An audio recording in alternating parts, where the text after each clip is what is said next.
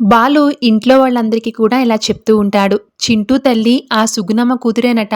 ఆ సుగుణమ్మ కూతురికి చిన్నప్పుడే పెళ్లి చేసిందట. చింటూని కన్నాక వాళ్ళ నాన్న చనిపోయాడట.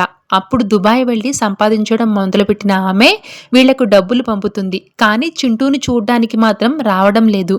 పైగా అమ్మ అని కూడా కాకుండా అత్త అని పిలవమని చెప్తుందట అని బాలు చెప్తాడు. కన్నతల్లిని తల్లి అని పిలవకూడదనే తల్లి అసలు తల్లేనా? తను ఎక్కడో దూరంగా ఉంటూ ఇక్కడ కొడుకును అనాథన చేస్తుందా అని సత్యం సీరియస్ అవుతాడు. కన్న కొడుకును ఎవరైనా అలా చూస్తారా అని రవి అంటే, ఎందుకు చూడరు, మన ఇంట్లోనే ఉంది కదా మాతృమూర్తి ప్రభావతమ్మ.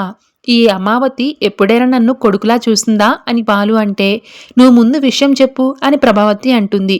నీలాంటి తల్లి చింటూకు కూడా ఉంది. నీ ప్రేమ దొరకక నేను బామ్మ దగ్గర పెరిగినట్లు తల్లి ప్రేమ దొరకక ఆ చింటూ వాళ్ళ అమ్మమ్మ దగ్గర పెరుగుతున్నాడు.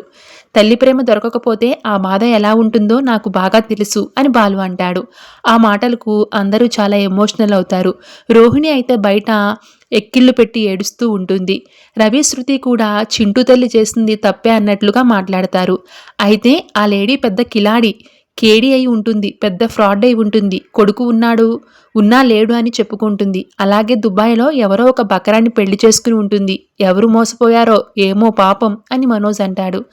అలాంటి ఆడది ఏ కుటుంబంలో ఉంటే ఆ కుటుంబం సర్వనాశనం అయిపోతుంది. అలాంటి ఆడదాని వల్ల వంశమే భ్రష్టు పట్టిపోతుంది అని ప్రభావతి కూడా అంటుంది.